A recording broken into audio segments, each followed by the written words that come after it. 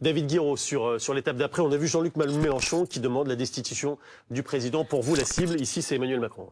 Déjà, c'est fabuleux, je veux dire, un gouvernement qui dure 12 heures. Alors c'est vrai que M. Lecornu nous avait promis des changements, des ruptures sur le fond et sur la forme. C'est ça la rupture. C'en est une, c'est-à-dire 12 heures pour un gouvernement, c'est quand même assez court, c'est 5 minutes douche comprise, quoi.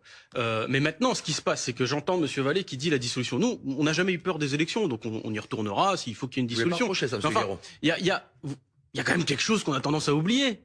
C'est qu'au sommet de l'État, il y a une tribu de sociopathes qui ont confisqué le pouvoir. Et je vous rappelle que la dissolution a déjà eu lieu, qu'on l'a gagnée.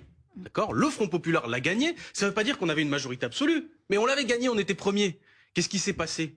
Mais c'est pas un ministre un premier ministre ou une première ministre du nouveau Front populaire qui a été nommé. C'est-à-dire qu'en fait, au sommet de l'État, il y a quelqu'un qui fait ce qu'il veut, qu'on n'a plus rien à faire.